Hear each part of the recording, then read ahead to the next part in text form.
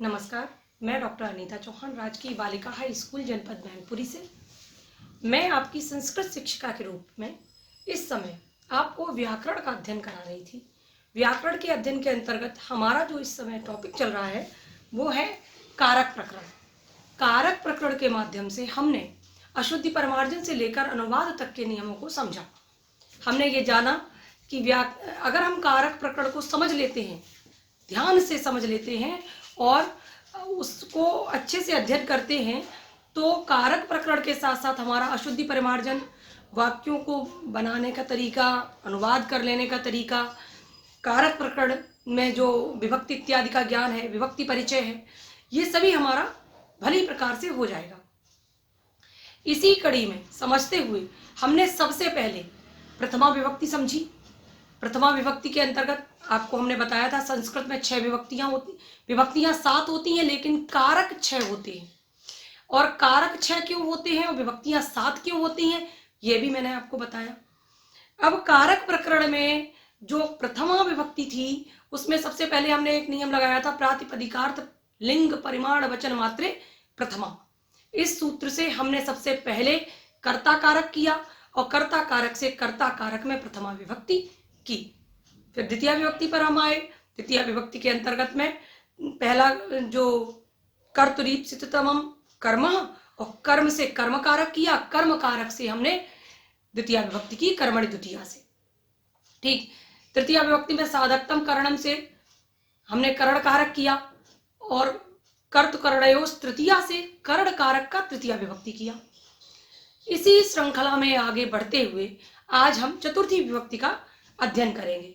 जिस प्रकार से हमने सभी विभक्तियों को पहले संज्ञा विधायक सूत्र को समझा, उससे हमने कर्ता कारक, कर्म कारक, करण कारक किया, तत्पश्चात उसको विभक्ति किया। इसी तरीके से हम चतुर्थी विभक्ति समझेंगे। पहले उसकी हम संज्ञा विधायक सूत्र से चतुर्थी विभक्ति में संप्रदान कारक करेंगे। ठीक है, चलिए चलते हैं। देखिए, कर्मणा यम विप्रयति स संप्रदानम। कर्मणा यम विप्रयति, कर्म के द्वारा। कौन से कर्म के द्वारा? दान कर्म के द्वारा। कर्म बहुधा हैं, बहुत सारे कर्म हैं, लेकिन उसमें से प्रमुखता दान कर्म के द्वारा यम विप्रयति, कर्ता जिसे संतुष्ट करता है, कर्ता जिसे अभिप्रेत करता है, कर्ता जिसे प्रसन्न करता है। तीनों चीजें समझ लीजिए। दान कर्म के द्वारा कर्ता जिसको अभिप्रेत करता है, या कर्ता तो आप जानते ही हैं, जो कार्य कर रहा है वो करता है हमारा। ठीक है, और आपको मैं इससे पहले बहुत बार बता चुकी हूं, कारक प्रकरण के अंतर्गत प्रथमा व्यक्ति पूरी तरह कर्ता कारक पर ही आश्रित है। तो देखिए, कर्म के द्वारा, अर्थात दान कर्म के द्वारा, दान कर्म के द्वारा तृतीया है यहाँ पर यम विप्रयति, कर्ता जिसको प्रसन्न करता है, कर्ता जिसको अभिप्रेत करता है, अथवा कर्ता जिसको खुश करता है, संतुष्ट करता है। ठीक है, वह संप्रदान कहलाता है। सा संप्रदानम, वह संप्रदान कहलाता है। और चतुर्थी संप्रदाने, और संप्रदान में चतुर्थी विभक्ति की जाती है। सबसे पहले इन्होंने क्या बताया? संप्रदान किसको कहते हैं? संप्रदान कहते हैं दान कर्म के द्वारा कर्ता जिसको संतुष्ट करे, जिसको प्रसन्न करे, जिसको अभिप्रेत करे, ठीक है, जिसको अपने अनुकूल कर ले, कुछ भी हो सकता है। ठीक है, वह संप्रदान कहलाता है। और जो संप्रदान कहलाता है वही चतुर्थी विभक्ति होती है, उसी में चतुर्थी विभक्ति का प्रयोग हम करते हैं। इस बात को हम एक दो उदाहरणों के माध्यम से भी समझ सकते हैं। जैसे विप्राय गाम ददाती, विप्राय गाम ददाती, इसमें ब्राह्मण को गाय देता है। ठीक है, ब्राह्मण के लिए गाय देता है। कर्ता कारक में जो के लिए चिन्ह है वो संप्रदान कारक चिन्ह है। जैसे कर्ता ने कर्म को करण से संप्रदान के लिए, तो कारक चिन्ह क्या आता है? के लिए। तो दान कर्म के द्वारा कर्ता किसको संतुष्ट कर रहा है? भाई, जिसको दान दिया जा रहा है वो संतुष्ट होगा, वो अनुकूल होगा, वो प्रसन्न होगा। जिसको दान मिलेगा, जिसको भी दान मिलेगा वो प्रसन्न होगा। तो दान कर्म के द्वारा कर्ता हमारा ब्राह्मण को संतुष्ट कर रहा है, ब्राह्मण को प्रसन्न कर रहा है, विप्र को गाय दे रहा है, विप्र अनुकूल हो रहा है, विप्र विपरीत हो रहा है हमारे कर्ता के लिए, तो विप्र में चतुर्थी का प्रयोग हम करेंगे। विप्र में क्या हो जाएगा? विप्राय। चतुर्थी में विप्र का हो जाएगा विप्राय, ब्राह्मण का हो जाएगा ब्राह्मणाय, राम का रामाय, बालक का बालकाय। ठीक है, इसी प्रकार से विप्र का विप्राय करके हम कर देंगे गाम ददाती, ब्राह्मण के लिए गाय देता है। अब एक चीज है, समझने वाली बात यह है कि जहां पर दान सर्वदा के लिए किया जाता है, जो वस्तु हमने, हमारे कर्ता ने, या जो वस्तु हमने किसी को सदा सर्वदा के लिए दे दी, वहां पर ही चतुर्थी का प्रयोग होगा। जहां वो वस्तु देने के बाद हम वापस ले लेते हैं, वहां चतुर्थी का प्रयोग नहीं होगा, वहां पर षष्ठी का प्रयोग किया जाएगा। ठीक, जैसे कि हमने गाय दी तो वो सदैव के लिए दे दी ब्राह्मण को, तो उसमें चतुर्थी विभक्ति का प्रयोग हो गया। लेकिन अगर हमने धोबी को वस्त्र दिए, वहां चतुर्थी नहीं होगी, क्योंकि हम वस्त्रों को धुलने के पश्चात पुनः वापस भी ले लेंगे। तो जहां हम कोई वस्तु दे करके वापस ले लेंगे, वहां चतुर्थी का प्रयोग न होकर के वहां षष्ठी का प्रयोग होगा। ये ध्यातव्य करने वाली बात है। ठीक है, ये आप नोट डाउन कीजिए इस चीज को। सह रजकस्य वस्त्रम ददाति, वह रजक को, धोबी को वस्त्र देता है। तो यहां षष्ठी हो गई, रजक में रजकाय नहीं हुआ, रजकस्य हो जाएगा। क्यों? क्योंकि वो धोबी को वस्त्र देने के बाद वापस भी तो ले लेगा, सदैव के लिए नहीं दिए हैं। सदैव के लिए जो चीज दी है उसमें चतुर्थी हो जाएगी। मह्यम पुस्तकम देहि, मेरे लिए पुस्तक दो। मह्यम अस्मद के रूप में, चतुर्थी में अहम का रूप एक वचन में मह्यम होता है, मेरे लिए पुस्तकें दो। ये बहुत ही सिंपल उदाहरण है, छोटी कक्षाओं में पढ़ने वाले विद्यार्थियों के लिए बहुत ही उपादेय है, वो इससे बहुत अच्छी तरीके से समझ सकते हैं। इसलिए मैंने एक छोटा उदाहरण भी लिया। जैसे एक और ले लो, ब्राह्मणाय धेनुम ददाति, तो बिल्कुल इसी से विप्र की जगह ब्राह्मणाय हो जाएगा। ठीक है, गाम की जगह धेनुम हो जाएगा, धेनु को देता है। गाय या धेनु में द्वितीया का ही प्रयोग होगा, लेकिन चतुर्थी का प्रयोग कहाँ होगा? जो आपको मैंने बताया, दान कर्म के द्वारा कर्ता जिसको संतुष्ट करे, जिसको अनुकूल कर ले, उसमें चतुर्थी का प्रयोग किया जाएगा। ठीक है, समझ में आ गया होगा। अब हम आगे चलते हैं। एक दूसरा इसका सूत्र है चतुर्थी का, ये भी बहुत ही अच्छा सूत्र है और बहुत पूछा जाता है परीक्षाओं में। क्रियया यमभिप्रैति सोऽपि संप्रदानम, क्रियया यमभिप्रैति, क्रिया के द्वारा, यहाँ क्या था? कर्म के द्वारा, यहाँ क्या है? क्रिया के द्वारा। क्रिया के द्वारा यमभिप्रैति, कर्ता जिसको अभिप्रेत करता है, प्रसन्न करता है, उसमें भी, सोऽपि मीन्स उसमें भी, संप्रदानम, उसमें भी हम संप्रदान कारक करते हैं। क्रिया के द्वारा, यहाँ कर्म के द्वारा कर्ता संतुष्ट करता है, प्रसन्न करता है, यहाँ क्रिया के द्वारा कर्ता संतुष्ट करता है या प्रसन्न करता है। ठीक है, क्रिया के द्वारा, क्रिया विशेष के द्वारा जो प्रसन्न करता है उसमें संप्रदान कारक होता है, और जहां संप्रदान कारक होता है वहीं चतुर्थी विभक्ति का प्रयोग होता है। अब देखिए, पत्ते शेते, पति के लिए सोती है। इसमें पति कौन है? पति अभिप्रेत है, पति को प्रसन्न करना चाहती है, पति की प्रसन्नता के लिए, पति को अनुकूल करने के लिए वो शयन क्रिया करती है। तो इसमें पति में चतुर्थी का प्रयोग हुआ। कर्ता कौन है? कर्ता है सा, वह करती है। पति यहाँ पर क्या है? पति हमारा संप्रदान है, इसलिए पति की प्रसन्नता के लिए शयन क्रिया की जा रही है, तो यहाँ पति में चतुर्थी का प्रयोग हम करेंगे। ये एक शयन क्रिया विशेष क्रिया है, दान एक कर्म है। ठीक, कर्म के द्वारा प्रसन्न किया है तो भी चतुर्थी, और क्रिया के द्वारा किसी को प्रसन्न किया जा रहा है तो भी चतुर्थी का प्रयोग होगा। सा शिशवे सेते, वह शिशु के लिए सोती है। आपने देखा होगा, छोटे बच्चे होते हैं वो बिना माँ के नहीं सोते, जब तक माँ उनको ना सुलाए लेटकर उनके साथ, तब तक वो शयन क्रिया नहीं करते। तो कभी कभी क्या होता है कि माँ बच्चे को सुलाने के लिए स्वयं भी उसके साथ में सो जाती है। तो ये क्रिया वो अपने लिए नहीं कर रही है, बालक के लिए कर रही है। जहां बालक के लिए कर रही है, उसकी प्रसन्नता के लिए कर रही है, बच्चे की खुशी के लिए कोई कार्य किया जा रहा है, तो बालक में चतुर्थी का प्रयोग होगा। सा शिशवे सेते, तो ये क्रिया भी दूसरे की प्रसन्नता के हेतु की जा रही है, तो इसमें भी संप्रदान कारक चतुर्थी विभक्ति का प्रयोग किया जाएगा। आपने समझा? कर्मकारक और क्रियाकारक, यानी कर्म के द्वारा जो संप्रदान कारक होता है, कर्म के द्वारा किसी को संतुष्ट करके जहां पर क्रिया की जाती है वहां पर भी संप्रदान कारक है, और क्रिया के द्वारा किसी को संतुष्ट करके जो कार्य किया जाता है उसमें भी संप्रदान कारक होता है। ठीक है, अब हम आते हैं अन्य सूत्रों पर। ये इसके प्रमुख सूत्र थे जो हमें बताते हैं कि संप्रदान कारक जो है कहाँ कहाँ होता है। अब आइए, संप्रदान कारक अन्य विभक्तियों में कहाँ प्रयुक्त होता है, अन्य प्रकार से कैसे होता है। देखिए, अन्य सूत्रों में विभक्ति तो चतुर्थी ही रहेगी, अन्य सूत्र कौन कौन से हैं इसके प्रमुख, वो हम समझ लेते हैं। रुचि अर्थानाम प्रियमाणा, रुचि अर्थ रखने वाली धातुएं, रुचि यानी पसंद, रुचि अर्थ रखने वाली धातुओं के योग में, ठीक, रुचि अर्थ रखने वाली जो धातुएं होती हैं उनके योग में संप्रदान कारक होता है, चतुर्थी विभक्ति का प्रयोग किया जाता है। अब किसमें किया जाता है ये भी समझिए। जिसे कोई वस्तु अच्छी लगती है उसमें चतुर्थी का प्रयोग होता है। जिसे, समझिए, जिसको अच्छी लगती है उसमें चतुर्थी का प्रयोग करेंगे, जो वस्तु अच्छी लगती है उसमें चतुर्थी का प्रयोग नहीं करेंगे।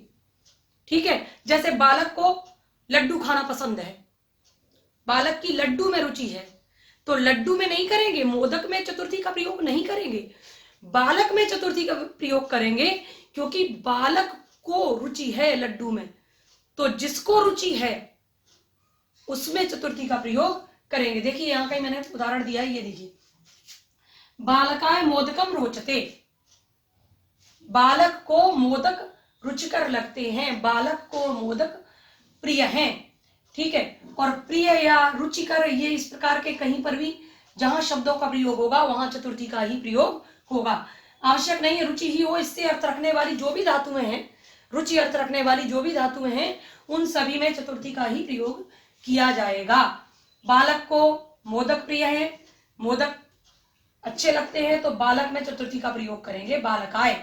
ठीक, हरये रोचते भक्ति, हरि को भक्ति में रुचि है, हरि भक्ति को पसंद करते हैं, हरि को भक्ति बहुत प्रिय है। ठीक, तो हरि में चतुर्थी का प्रयोग करेंगे, हरये रोचते भक्ति।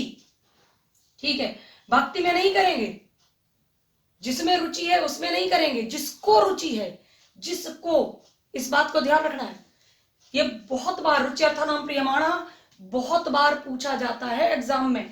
देखिए, रुचि अर्थानाम, रुचि अर्थ रखने वाली जो धातुएं हैं उनमें जो प्रियमाण है, प्रियमाण से मतलब बालक, प्रियमाण से मतलब हरि, प्रियमाण से मतलब राम, उसमें जो प्रियमाण है, जिसको प्रिय है, जो वस्तु, चाहे वो पठन क्रिया हो, चाहे वो मोदक को खाने की मोदक प्रिय हो या भक्ति प्रिय हो, जिसको प्रिय है, जो प्रियमाण है, प्रियमाण वह है, प्रियमाण का ही अर्थ समझ लिए, प्रियमाण वह है जिसको कोई वस्तु प्रिय है, उसमें चतुर्थी का प्रयोग किया जाएगा। सूत्र अपनी व्याख्या स्वयं करता है, ये मैं बार बार कह रही हूं, इसलिए परिभाषाओं पर उतना ध्यान देने की या रटने की आवश्यकता नहीं है, आपको सूत्रों को समझने की आवश्यकता है।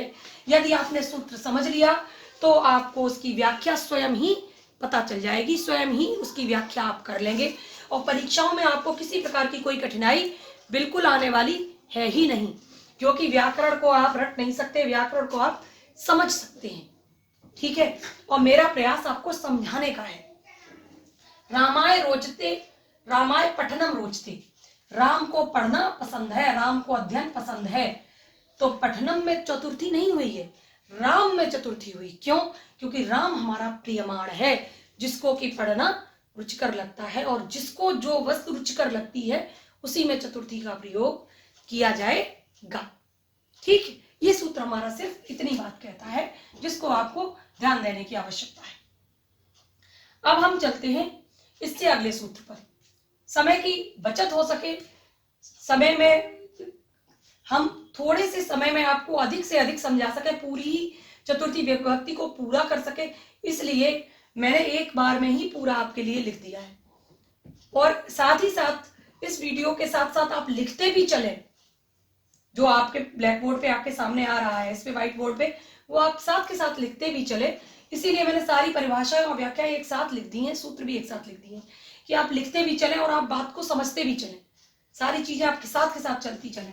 देखिए, अगला सूत्र है हमारा, क्रुद्ध ईर्षा असूया अर्थानाम यम प्रतिकोपा। सूत्र समझिए क्या कहता है। क्रोध द्रोह ईर्षा असूया अर्थानाम यम प्रतिकोपा। यम प्रति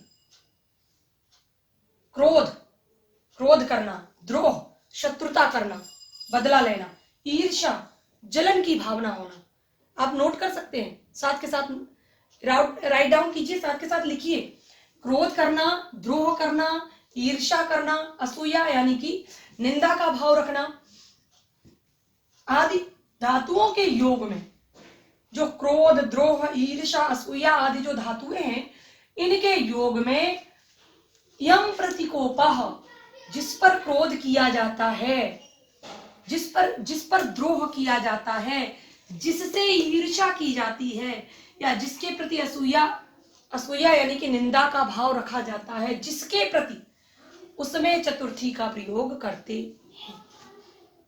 मुझे आप पर क्रोध है, मुझे आप पर क्रोध है, तो आप में चतुर्थी होगी जिस पर किया जाता है। ठीक, मुझे बालक पर क्रोध है तो बालक में चतुर्थी होगी। मुझे ईश्वर पर क्रोध है तो ईश्वर में चतुर्थी होगी। यानी जिस पर क्रोध किया जाता है, जिसकी निंदा की जाती है, जिससे द्रोह रखा जाता है, जिसके प्रति असूया होती है, उस व्यक्ति में यम प्रतिकोपा, जिसके प्रति ये भाव होते हैं, उसमें चतुर्थी का प्रयोग करेंगे। ये सबसे ज्यादा आपको ध्यान रखना है। जैसे जिसको जो वस्तु प्रिय होती है, जो प्रियमाण होता है, उसमें चतुर्थी का प्रयोग करते हैं।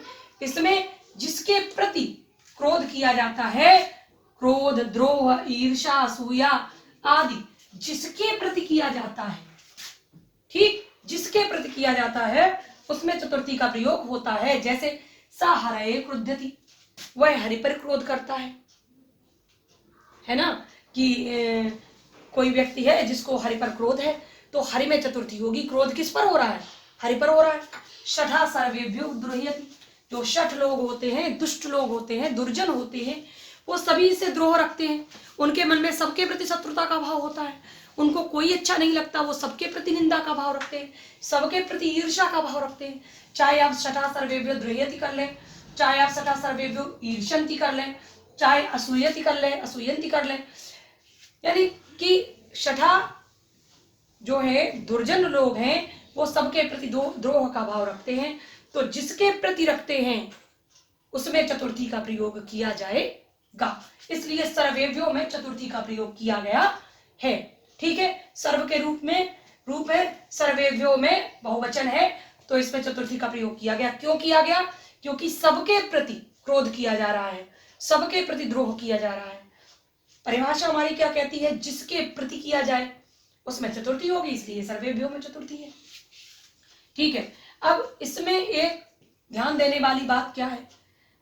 जब क्रोध, द्रोह, ईर्षा, असूया ये धातुएं इसी रूप में सामने आती हैं, वाक्य में इसी रूप में ये धातुएं प्रयुक्त होती हैं, तब तो चतुर्थी का प्रयोग किया जाएगा। लेकिन यदि इन धातुओं से पूर्व, देखिए नोट है, नोट कीजिए आप लोग इस बात को, क्या करना है? क्रोध, द्रोह आदि धातुएं, क्रोध, द्रोह, ईर्षा, असूया जो धातुएं हैं, इनसे पूर्व यदि उपसर्ग लगा हो कहीं पर भी, अभी, अब आपको पता है अभी, आ, अनु, सम इत्यादि ये सब उपसर्ग हैं, और धातु से पूर्व यदि उपसर्ग लगा हो तो अर्थ बदल जाता है, धातु का अर्थ भी बदल जाता है। तो क्या कह रहे हैं? यदि क्रोध, द्रोह इत्यादि से पूर्व कोई उपसर्ग लगा हो तो उसमें द्वितीया का प्रयोग होगा, फिर आप उसमें चतुर्थी का प्रयोग नहीं कर सकते। चतुर्थी का प्रयोग तभी किया जाता है जब धातु के पूर्व कोई उपसर्ग का प्रयोग नहीं किया गया हो। ठीक, यदि धातु से पूर्व, क्रोध से पूर्व उपसर्ग का प्रयोग किया गया है, द्रोह से पूर्व किसी उपसर्ग का प्रयोग किया गया है, तो आप उसमें चतुर्थी न करके द्वितीया का प्रयोग करेंगे। देखिए, जैसे स रामम अभिक्रुध्यति, यहाँ पर अभि उपसर्ग आ गया तो वह राम पर क्रोध करता है, यहाँ राम में चतुर्थी नहीं हुई। अगर होता स रामाय क्रुध्यति, स रामाय अगर क्रुध्यति होता तो चतुर्थी का प्रयोग यहाँ राम में हो जाता, तो रामम की जगह रामाय यहाँ हो जाता। लेकिन चतुर्थी का प्रयोग नहीं करेंगे क्योंकि यहाँ पर उपसर्ग का प्रयोग हो गया है। पिता पुत्रम संक्रुध्यति, पिता पुत्र पर क्रोध करता है, अगर यहाँ ये उपसर्ग नहीं होता तो क्या हो जाती, यहाँ द्वितीया हो जाती, तो पिता पुत्राय क्रुध्यति हो जाता, फिर संक्रुध्यति नहीं होता। ठीक है, तो इस बात को आपको साथ के साथ ध्यान रखना है। आगे चलते हैं। नमः स्वस्ति स्वाहा स्वधा अलम वसट योगा चतुर्थी। ये सूत्र हमारा क्या कहता है? नमः नमस्कार करना, स्वस्ति कल्याण की भावना रखना, स्वाहा स्वधा आहुतियां हैं। स्वाहा देवताओं के लिए जब हम यज्ञ इत्यादि करते हैं, और जब हम देवताओं के लिए कोई आहुति छोड़ते हैं तो हम करते हैं अग्नये स्वाहा। लेकिन जब हम पितरों के लिए कोई आहुति, जैसे हमारे यहाँ श्राद्ध कर्म इत्यादि होते हैं पितृपक्ष में, तो हम जब पितरों के लिए कोई आहुति छोड़ते हैं तो वहां हम स्वाहा नहीं करते, वहां हम स्वधा का प्रयोग करते, पितृभ्य स्वधा, क्योंकि वो आहुति देवताओं के लिए न होकर के पितरों के लिए दी जाती है। ठीक है, तो जब हम आहुति इत्यादि देते हैं, और अलम, अलम का अर्थ होता पर्याप्त, समर्थ होना, पर्याप्त होना, बराबरी का भाव होना, रोकना, किसी चीज से निषेध करना, यहाँ सब जगह अलम का प्रयोग किया जाता है। और जहां इन चीजों का प्रयोग किया जाता है वहां पर चतुर्थी का प्रयोग होता है। ठीक है, देखिए, नमः नमस्कार करना, स्वस्ति स्वस्ति यानी कल्याण करने की भावना, स्वाहा स्वधा आहुति, अलम पर्याप्त, समर्थ इत्यादि में चतुर्थी का प्रयोग होता है। उदाहरण के माध्यम से देख लेते हैं। जैसे हमारा श्री गणेशाय नमः लिखते हैं, ये इतना कॉमन वाक्य है, इतना सिंपल है, आपने सभी ने देखा, वो हर कहीं पर भी गणेशम नमः देखा, लिखा नहीं, श्री गणेशाय नमः, श्री गणेश जी को प्रणाम है, गणेश के लिए प्रणाम है। ठीक है, नमस्कार किया जा रहा है गणेश को, वहां पर चतुर्थी का प्रयोग होता है। ठीक है, चतुर्थी गणेश में क्यों लग गई है? जिसको नमस्कार किया जाए उसमें चतुर्थी का प्रयोग होगा, जिसके लिए कल्याण की भावना की जाए उसमें चतुर्थी का प्रयोग हो, प्रजाभ्या स्वस्ति, प्रजा का कल्याण हो तो प्रजा में चतुर्थी का प्रयोग है, गणेश में चतुर्थी का प्रयोग है। अग्नये स्वाहा, अग्नि के लिए स्वाहा है, अग्नि के लिए आहुति है, वहां पर अग्नि में चतुर्थी हो जाए। पितृभ्य स्वधा, पितरों के लिए, पिता के लिए आहुति है, वहां पर पितृ में चतुर्थी का प्रयोग हो जाएगा। अलम मल्लो मल्लाय, यहाँ निषेधात्मक है, पर्याप्त है, समर्थ की भावना है, रोका जा रहा है किसी को, पर्याप्त है, तो वहां पर मल्लो मल्लाय में चतुर्थी का प्रयोग हो जाएगा, जिसको रोका जा रहा है। ठीक, इस प्रकार से नमः स्वस्ति स्वाहा स्वधा अलम वसट योगाच में इनके योग में च यानी चतुर्थी का प्रयोग किया जाता है। यह भी बहुत महत्वपूर्ण सूत्र है, इसका बार बार अभ्यास कीजिए, समझ में आ जाएगा, बहुत सरल भी है। ठीक है, कि नमस्कार करने में स्वस्ति में, स्वाहा में, स्वधा में, अलम में, जहां ये धातुएं होंगी वहां पर चतुर्थी का प्रयोग होगा। ठीक है, आते हैं अगले सूत्र पे, ताद्यर्थे चतुर्थी वाच्या। ये सूत्र क्या कहता है? जिस प्रयोजन के लिए कोई कार्य किया जाए। एक संस्कृत में बहुत ही प्रसिद्ध सूक्ति है, प्रयोजनम अनुद्देश्य मंदो अपि न प्रवर्तति।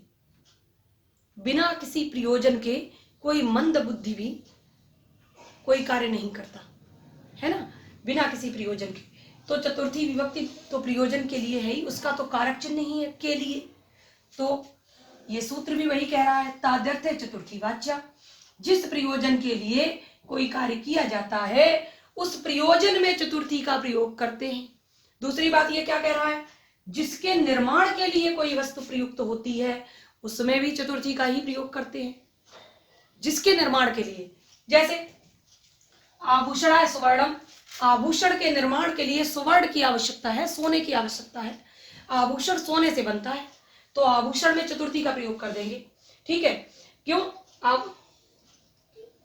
आभूषण के लिए किसकी जरूरत है? सोने की जरूरत है, सोने में नहीं होगी, आभूषण में चतुर्थी का प्रयोग होगा प्रयुक्त। जैसे प्रयोजन में देख लो, मुक्तये हरिम भजति, मुक्ति के लिए हरि को भजता है, मुक्ति के लिए ईश्वर की पूजा करता है, मोक्ष के लिए परमात्मा का भजन करता है।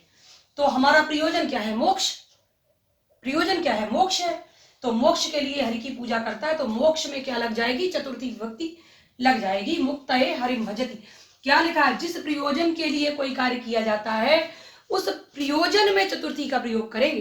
दूसरा, काव्यम यशसे, बहुत ही प्रसिद्ध है ये, काव्य प्रकाशकार का काव्य प्रयोजन है ये, काव्यम यशस्य अर्थकृते व्यवहार विदेश वेतरक्षते सद्या परिनिवृत्ते। तो उसी में से ये लिया गया काव्यम यशसे, पहला ही वाक्य ले लिया गया है। यश के लिए काव्य करता है, यश में चतुर्थी का प्रयोग किया गया है। क्या प्रयोजन है? यश प्रयोजन है, तो जो प्रयोजन है उसी में चतुर्थी का प्रयोग कर देंगे। यश के लिए काव्य की निर्मित की जा रही है, तो उसमें हम चतुर्थी का प्रयोग करेंगे। युपाय दारू, ये इसमें से लिया गया है। इसका देखिए, जिसके निर्माण के लिए कोई वस्तु प्रयुक्त की जाती है, उसमें गांव में किसी जानवर को बांधने के लिए, पशु को बांधने के लिए खूंटे गाड़े जाते हैं। खूंटे यानी लकड़ी का एक डंडा है जिसको जमीन में धंसा दिया जाता है, तो उसको यूप कहते हैं। यूप, खूंटे को गाड़ने के लिए दारू यानी लकड़ी का प्रयोग किया जा रहा है। खूंटे के लिए लकड़ी का प्रयोग किया जा रहा है, तो खूंटे में चतुर्थी का प्रयोग हो जाएगा यूपाय। उस वस्तु में जिसको प्रयोग किया जा रहा है, जिसके लिए कोई वस्तु प्रयुक्त हो रही है, उसमें किया जाएगा चतुर्थी का प्रयोग। ये याद रखना, जिसके निर्माण के लिए कोई वस्तु प्रयुक्त की जा रही है। निर्माण किसका किया जा रहा है? खूंटे का। खूंटे के निर्माण के लिए चतुर्थी का प्रयोग किया जा रहा है, तो उसमें हम चतुर्थी का प्रयोग कर देंगे, तो यूप का यूपाय हो जाएगा। ठीक है। आभूषण बनाने के लिए स्वर्ण का प्रयोग किया जा रहा है, तो आभूषण में चतुर्थी का प्रयोग कर देंगे, आभूषणाय हो जाएगा। ठीक है, आगे आते हैं। हमारे एक दो सूत्र और बचे हुए हैं। देखिए, स्प्रहेरीप्सिता। स्प्रहेरीप्सिता क्या कहता है? स्प्रह धातु के योग में चतुर्थी का प्रयोग होता है। स्प्रह का अर्थ होता है चाहना। ठीक, चाहने के योग में स्प्रह यानी कि चाहना। स्प्रह धातु जहां जहां होगी वहां चतुर्थी का प्रयोग किया जाएगा, वहां संप्रदान कारक होगा। जैसे पुष्पेभ्य स्प्रहति, वह पुष्प को चाहता है। ठीक है, पुष्प की स्प्रह करता है, पुष्प की इच्छा करता है। ठीक, तो पुष्प की इच्छा करता है, तो पुष्प में चतुर्थी का प्रयोग हम कर देंगे। ठीक है, जहां जहां स्प्रह धातु होगी, स्प्रहेरीप्सिता का अर्थ यह है, स्प्रह धातु के योग में चतुर्थी का प्रयोग होगा। ठीक है, बहुत सिंपल है। आगे चलते। हितम योगे च, छोटे छोटे सूत्र है, जो मुख्य सूत्र थे आपने समझ लिए हैं। सर्वाधिक ये पूछे जाते हैं। चतुर्थी विभक्ति बहुत इंपॉर्टेंट है, आप ध्यान पूर्वक पढ़ेंगे तो निश्चय ही सफलता आपको मिलेगी। ठीक है, देखिए, हितम योगे च, जहां पर हित और योग, हित का योग हो, हित का, सुख का, इस प्रकार के शब्दों का योग होता है, वहां पर चतुर्थी का प्रयोग किया जाता है। जैसे किसी वाक्य में हित शब्द आ गया या सुख शब्द आ गया, इस प्रकार के शब्द है, तो समझ लीजिए यहां पर हमें चतुर्थी संप्रदान कारक का प्रयोग करना है। या कोई वाक्य पूछ लिया जाता है कारक प्रकरण में, ब्राह्मणाय हितम, ब्राह्मणाय हितम, तो आपको समझ लेना है यहाँ पर हमें चतुर्थी विभक्ति हुई है, और हितम योगे सूत्र के कारण यहाँ पर चतुर्थी विभक्ति का प्रयोग हुआ है। कैसे? ब्राह्मणाय हितम सुखम वा, इसको इस प्रकार भी लिख सकते थे, ब्राह्मणाय हितम, ब्राह्मणाय सुखम, कुछ भी लिखा जा सकता था। एक ही उदाहरण के माध्यम से मैंने आपको दोनों समझा दिए हैं कि जिसके सुख के लिए कार्य किया जा रहा है या जिसके हित के लिए कार्य किया जा रहा है, उसमें चतुर्थी का प्रयोग होगा। बालकाय हितम भी हो सकता था, रामाय हितम भी हो सकता था। ठीक है, जिसके हित के लिए कार्य हो रहा है उसमें चतुर्थी का प्रयोग हम करेंगे। आगे देखिए, हमारा सूत्र है क्लर्प संपद्य माने च, एक वार्तिक है। वार्तिक का मतलब होता है उपपद। मैं पहले भी समझा चुकी हूं आप लोगों को कि वार्तिक होता क्या है। वार्तिक होता है एक उपपद, यानी कि जो मुख्य सूत्रों के अतिरिक्त जो सूत्र होते हैं जिनका उपदेश किया गया है व्याकरण में, उनको हम वार्तिक कहते हैं। देखिए, वार्तिक क्या है? क्लर्प संपद्य माने। क्लर्प मीन्स होता है उत्पन्न होना, समर्थ होना। कोई वस्तु जहां से उत्पन्न हो रही है, समर्थ हो रही है, जिससे उसमें भी चतुर्थी का प्रयोग करेंगे। इसी प्रकार का सूत्र भी सूत्र पंचमी में भी है, लेकिन उसकी व्याख्या थोड़ा सा अंतर है। वो जब हम पंचमी विभक्ति पर आएंगे तब हम आपको उसका अध्ययन कराएंगे। अभी आप समझिए, क्लर्प मीन्स है उत्पन्न होना अथवा समर्थ होना। इस अर्थ वाली जो भी धातुएं होती हैं उसमें चतुर्थी का प्रयोग किया जाता है, उसके योग में चतुर्थी विभक्ति होती है। देखिए, भक्ति ज्ञानाय कल्पते, भक्ति ज्ञान से उत्पन्न होती है। कल्पते क्लर्प धातु यहाँ पर प्रयुक्त हुई है, तो भक्ति ज्ञान से, भक्ति ज्ञानाय कल्पते यानी भक्ति ज्ञान से उत्पन्न होती है। संपद्यते, भक्ति ज्ञान से संपन्न होती है, समर्थ होती है, यानी ज्ञान से ही भक्ति समर्थ है, भक्ति की सामर्थ्य ज्ञान से है। भक्ति जायते, जायते का मतलब भी होता है उत्पन्न होना। चाहे कल्पते हो या जायते हो, दोनों का अर्थ उत्पन्न होना है। संपद्यते यानी समर्थ होना। ठीक है, तो जो भक्ति है वो ज्ञान से उत्पन्न होती है। ठीक है, ज्ञानाय में चतुर्थी का प्रयोग हुआ है। ठीक है, भक्ति ज्ञान से उत्पन्न होती है, तो यहाँ पंचमी नहीं लगाएंगे से का चिन्ह देख करके, नहीं, यहाँ पर चतुर्थी का प्रयोग करेंगे, क्योंकि यहाँ क्लर्प धातु के योग में चतुर्थी ही होगी। क्या कह रहा है सूत्र? इस अर्थ रखने वाली धातुओं के योग में चतुर्थी का ही प्रयोग किया जाता है। ठीक है, इस प्रकार से आपकी चतुर्थी विभक्ति का आज आपने अध्ययन किया, सूत्रों को समझा, उदाहरणों के माध्यम से आपने व्याख्या समझी। ठीक है, अब आप अन्य सूत्रों का अभ्यास कर सकते हैं और इस प्रकार से आप चतुर्थी विभक्ति को बहुत अच्छी प्रकार से स्वयं भी बार बार अभ्यास करके अच्छे से इसमें कुशलता प्राप्त कर सकते हैं। इसी के साथ चतुर्थी विभक्ति यहीं समाप्त होगी और पंचमी विभक्ति के वीडियो के साथ मैं पुनः आपके समक्ष उपस्थित होंगी। आपके सुखद भविष्य की कामना के साथ धन्यवाद।